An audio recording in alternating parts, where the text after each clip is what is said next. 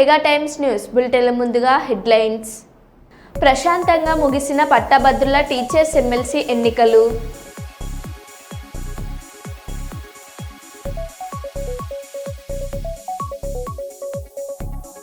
Greater Warangal municipal corporation ఆవరణలో private సంస్థల meetings.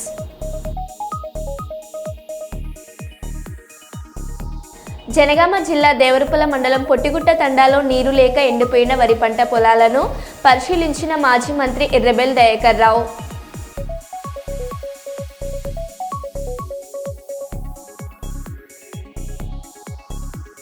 Telangana dental students association ప్రమాణ స్వీకారం.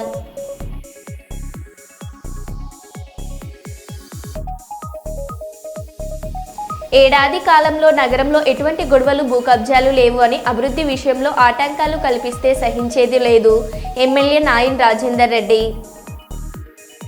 చిత్తూరు జిల్లా కుప్పంలో అంగరంగ వైభవంగా అంగాల పరమేశ్వరి శ్మశాన కొల్లై వేడుకలు.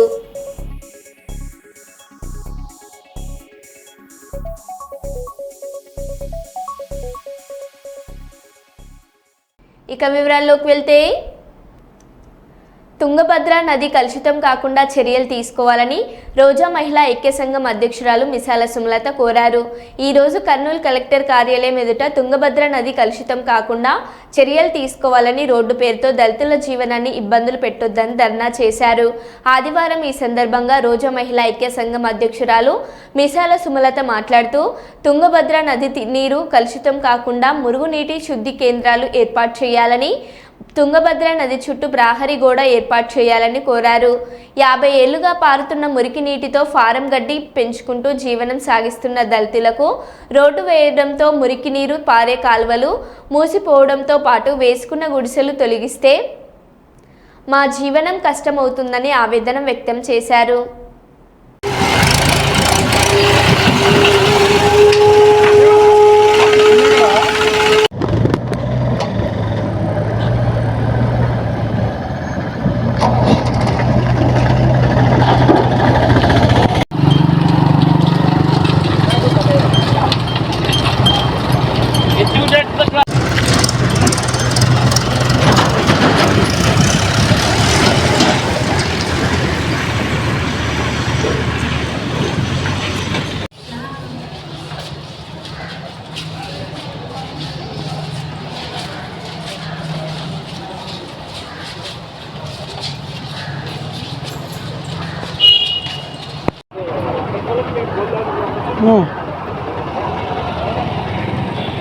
అటెండ్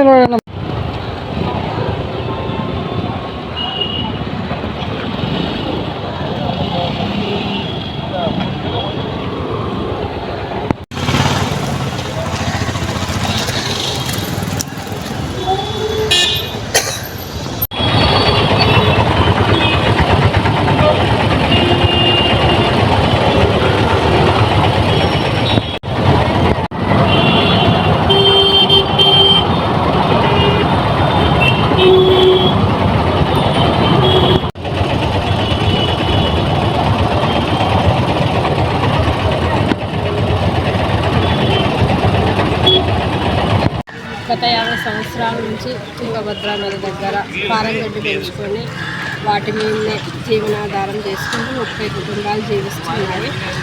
ఇప్పుడు ప్రభుత్వం వచ్చిన తర్వాత రోడ్డు వేస్తూ వాళ్ళ జీవనాధారానికి అడ్డుగా వాళ్ళ పొట్ట పెట్టుకోవడానికి ఇబ్బందులు చేస్తున్నారు.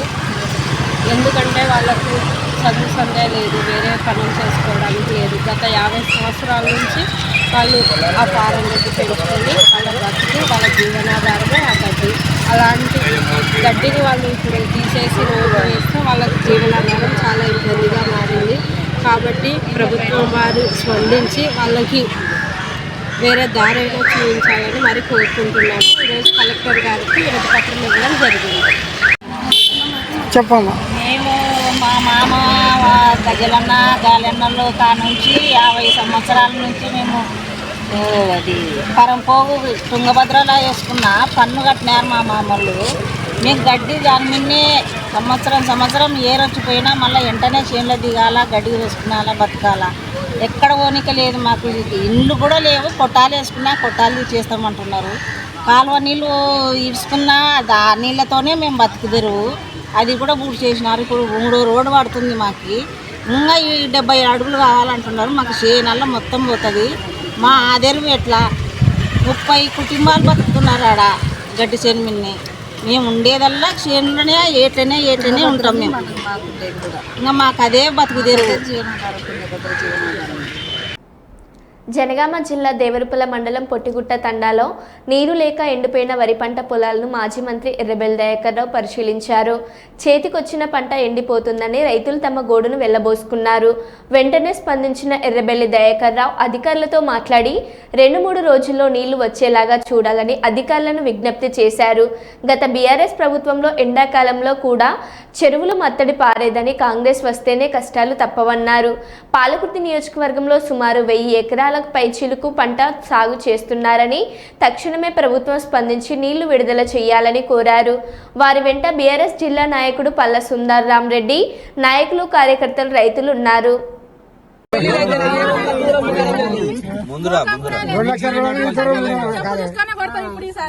కనీసం కాలువ ఇస్తున్నారు. కాలువ నీళ్ళు లేదు, ఏం లేదు. ఇప్పుడు రావడానికి మోకం ఉందా? ఇప్పుడు మా పరిస్థితి ఏంది చూడండి సార్.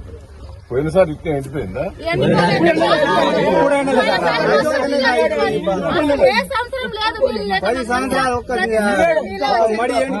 ముచ్చటే లేదు, అసలు మోకం కూడా లేదు రావడానికి. మీ దంజి ఆడ ఈ బాడవకి మోటార్ పెట్టి పారి. ఎస్సీ గారా? అవునండి. నమస్కారం సార్, నేను ఎర్రబెల్లి దయాకర్. సార్ నమస్తే సార్. ఏం సార్ 3 రోజులలో నీళ్లు ఇస్తానన్నావు? అవును సార్, అది కొద్దిగా సిల్ట్ ఉంటే తీపిస్తున్నా సార్. ఎప్పటి వరకు వస్తాయి? రేపు ఇస్తా సార్. నమ్మొచ్చు కదా? నాకు మాట ఇచ్చిన 3 రోజుల కిందనే. అవును సార్. మరి ఏమే నేను ట్రై చేస్తున్నా సార్, ఎట్లయినా ఇద్దామని. ఎప్పటి వరకు వస్తాయి అంటే? నాకు ఈ మాదాపురం, గడివెండి, ఇదంతా గుట్ట క్రింది తండ, ఇది ధర్మాపురం, ఇవన్నీ ఈ లైన్ అంతా ఎండిపోతాను. సరే సార్, నేను ఈ సిల్ట్ ఇప్పుడు సైట్ లోనే ఉన్నా, దాన్ని బట్టి రేపు చేద్దాం సార్. సరే, thank you. Thank you sir. రేపటి శాస్త్రవేత్తలు ఈ పౌరులే. బాలబాలికల్లో ఉన్న నైపుణ్యాన్ని వెలికి తీసేందుకు ఇలాంటి ప్రయోగాత్మక ప్రయత్నాలు రేపటి భావితరానికి శాస్త్రవేత్తలు ఈ పౌరులేనని రోజా మహిళా ఐక్యరాజ్య సంఘం అధ్యక్షురాలు మిసాల సుమలత తెలిపారు. భాష్యం పాఠశాల ఉపాధ్యాయులు వినోదులు తెలిపారు. ఈరోజు కర్నూలు నగరంలోని ఎన్ఆర్పేట సంకల్బాగ్లోని భాష్యం పాఠశాలలో Rayalaseema zone incharge Anil principal Shravan Kumar ఆధ్వర్యంలో జాతీయ విజ్ఞాన దినోత్సవం వేడుకలు ఘనంగా జరిపారు.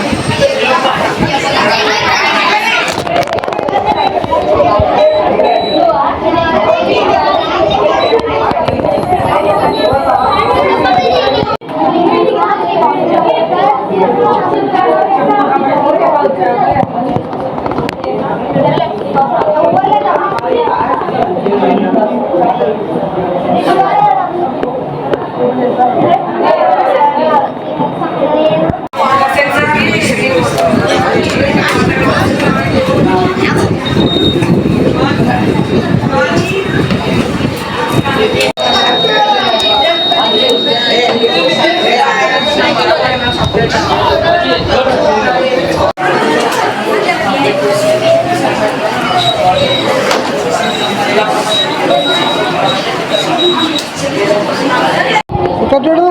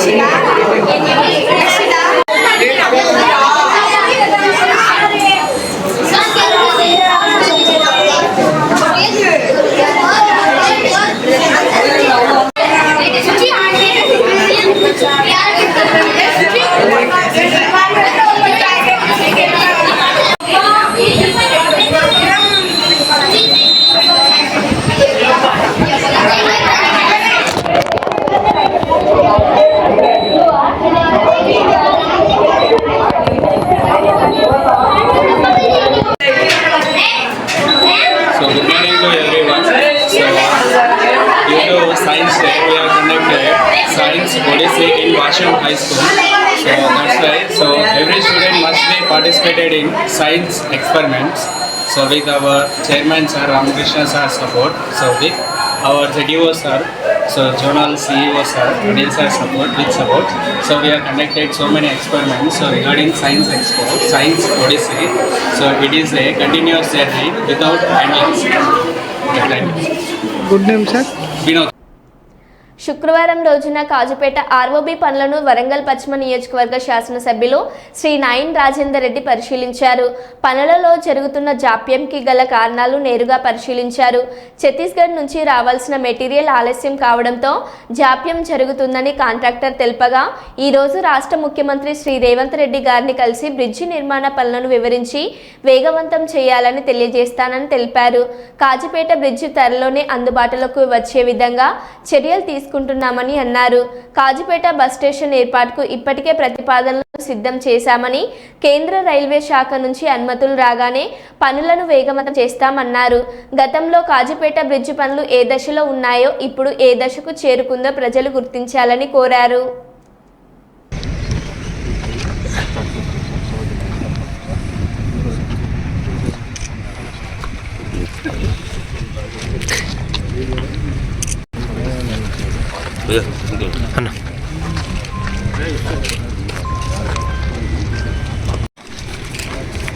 కవర్ చేయకండి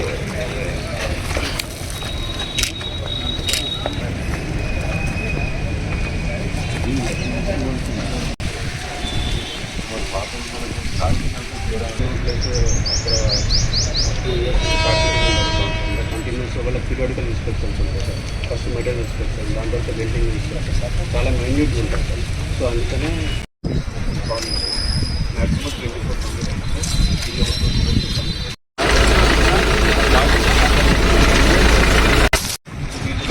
బాగా సీట్స్ కూడా ఉన్నాయి సార్.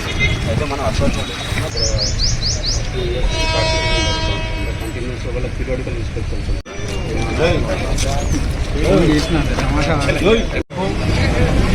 ఏ బి కేటగిరీ ఉంటుంది, ఏ కేటగిరీ అయిపోయింది, బి కేటగిరీ ఈ 1 వీక్ పీరియడ్స్లో అన్నీ కూడా రావడానికి సన్నాహాలు ఏర్పాటు చేస్తున్నాం. దీన్ని ఇంకా హై స్పీడ్ పెంచడానికి జరుగుతున్నటువంటి వర్క్స్ మీద పర్యవేక్షిస్తూ వాటి మీద రివ్యూ చేస్తూ కార్యక్రమాలను వేగవంతం చేయడానికి మేము వచ్చిన తర్వాత కూడా మీరు చూశారు. మీరు గతంలో లాస్ట్ టైం వచ్చినప్పుడు ఈ పిల్లర్లు లేవు,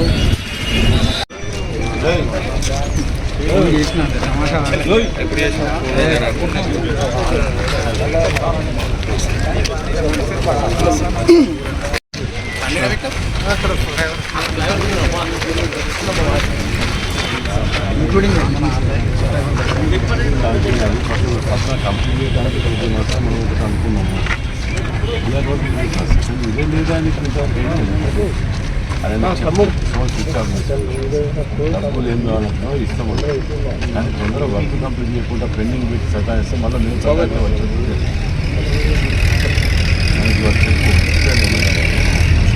కనుక సతాయిస్తాం డబ్బులు ఏం కావాలో చెప్పి 10,000 5 6 వచ్చినాక తీసుకోవడానికి ఇస్తాం అని చెప్పి అడుగు చెప్తున్నాం కదా. ఆయన ప్రాబ్లం ఏంటి? ఆయనకు ఇవాళ మాట్లాడి నాకు ఫోన్ చేయమని చెప్పి నెంబర్ ఫోన్ చేస్తాను, నెంబర్ తీసుకున్నాను, మెసేజ్ పెడితే ఇప్పుడు కాల్ బ్యాక్ అని. ఈ వర్క్ ప్రోగ్రామ్ డిలే వలన దాన్ని ఇంకో నెల అటు ఇటు అయ్యే అవకాశాలు ఉన్నాయి. దీనిని వేగవంతం చేయడానికి సీఎం గారి దగ్గరికి ఇవాళ మేము వెళ్తున్నాం. ఇప్పుడు వెళ్ళి వారికి అక్కడ ఆ యొక్క ఛత్తీస్గఢ్కు ఫోన్ చేసి ఆ యొక్క కంపెనీని ఇచ్చి దీన్ని వేగవంతం చేయడానికి కృషి చేయడానికి వెళ్ళటం జరుగుతున్నది. ఇప్పుడు ఇక్కడి నుంచి హైదరాబాద్కి వెళ్తున్నాం.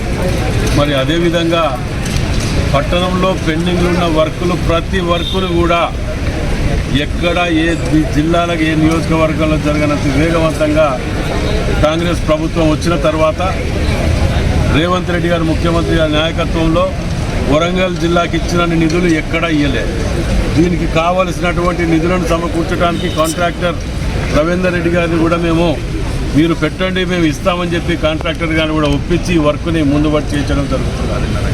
వారి యొక్క నిధులను కూడా తప్పకుండా త్వరలోనే విడుదల చేస్తాం రేపు మాపు అనే ఆలోచనతో ముఖ్యమంత్రి గారు కూడా చెప్పడం జరిగింది. కర్నూలు నగరంలోని ఉమర్ అక్బర్ పాఠశాలకు 100 పూర్తయిన సందర్భంగా ఈ పాఠశాలను తనిఖీ చేయడం జరిగిందని ఆయన మీడియాతో మాట్లాడారు. గత ప్రభుత్వంలో ఉన్న పాఠశాలను తీసివేయడంతో ప్రభుత్వ సంక్షేమ పథకాలు అమ్మఒడి, జగనన్న, గోరుముద్ద విద్యార్థులకు స్కూల్ యూనిఫామ్ రాలేదని ఆయన ఆరోపించారు. ఈ నేపథ్యంలో కుమర్ అరబిక్ పాఠశాల యాజమాన్యం తమ దృష్టికి తీసుకురావడంతో కూటమి ప్రభుత్వంలో మధ్యాహ్న భోజనం, ఇంగ్లీష్ మీడియం వంటి సదుపాయాలు కల్పించే దిశగా తాను కృషి చేస్తానని ఆయన తెలిపారు.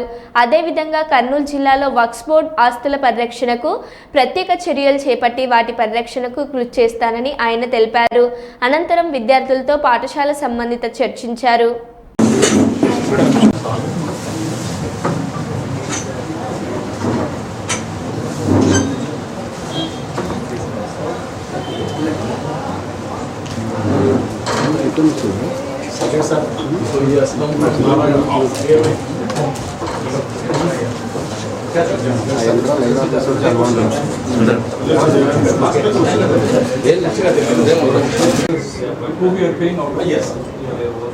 Okay. So and we are paying from this 23 teachers instead of aided teachers you have taken for this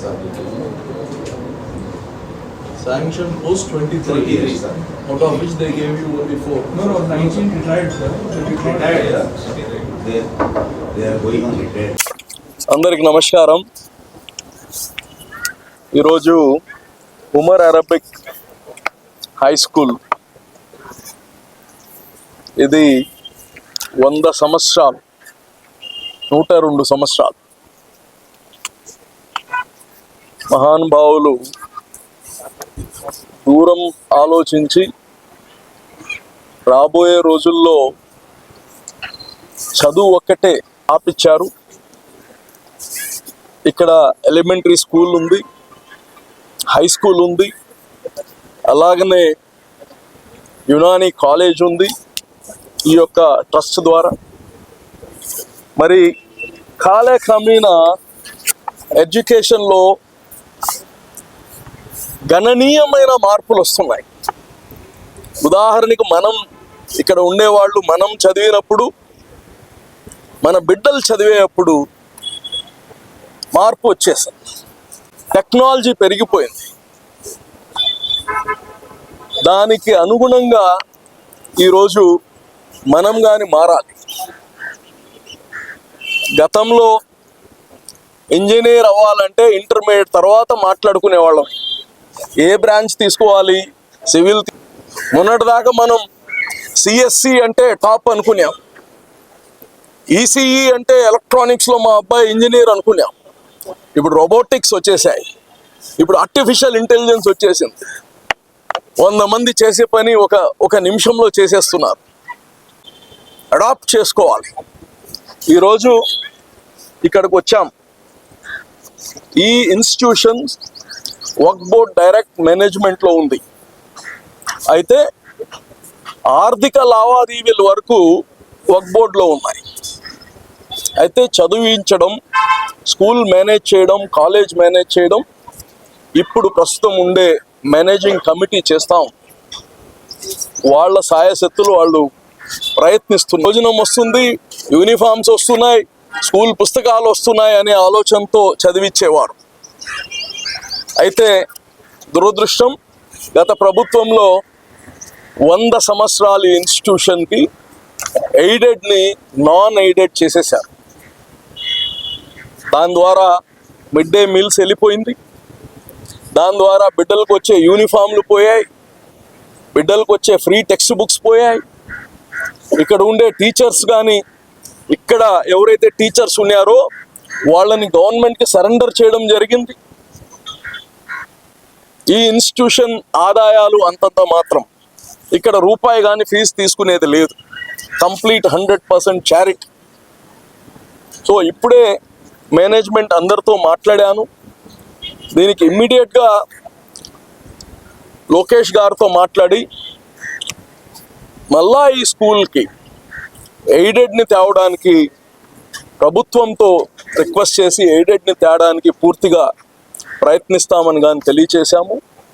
అదేవిధంగా ఇక్కడ ఇంగ్లీష్ మీడియాన్ని కానీ ఇప్పుడు ఏదైతే చారిత్రాత్మక 1000 స్తంభాల దేవాలయంలో ప్రత్యేక పూజలు చేసిన Jennifer Lawrence, councillor general of US ఆలయ అర్చకులు ప్రత్యేక పూజలు నిర్వహించి చారిత్రాత్మక 1000 స్తంభాల దేవాలయం చరిత్ర వివరించారు. ఈ కార్యక్రమంలో ఆలయ అర్చకులు, దేవాదాయ ధర్మాదాయ శాఖ ఉన్నతాధికారులు పాల్గొన్నారు.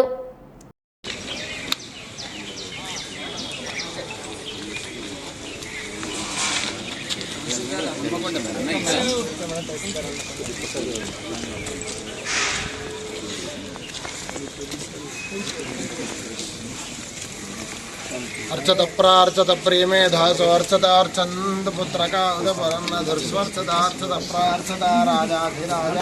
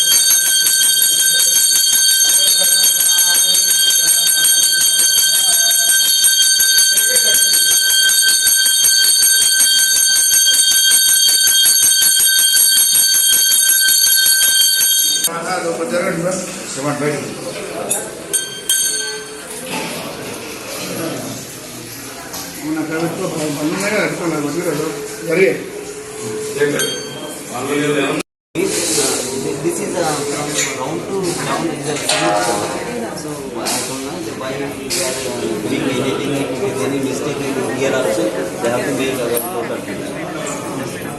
So means everywhere you can find like this Maharashtra architecture.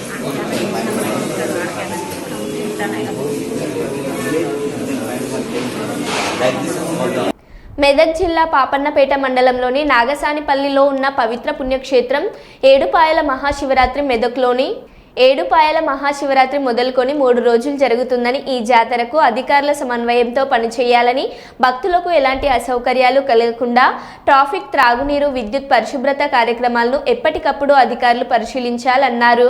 భక్తులందరూ 3 రోజుల పాటు జరిగే జాతరలో ప్రశాంతంగా దర్శనాలు, ప్రత్యేక పూజలు చేసి అమ్మవారి కృపకు పాత్రులు కాగలరని పేర్కొన్నారు. రాష్ట్ర, జిల్లా ప్రజలు పాడి పంటలు సుఖ సంతోషాలతో సుభిక్షంగా ఉండాలని తెలిపారు. ఈ కార్యక్రమంలో అధికారులు, సిబ్బంది తదితరులు పాల్గొన్నారు.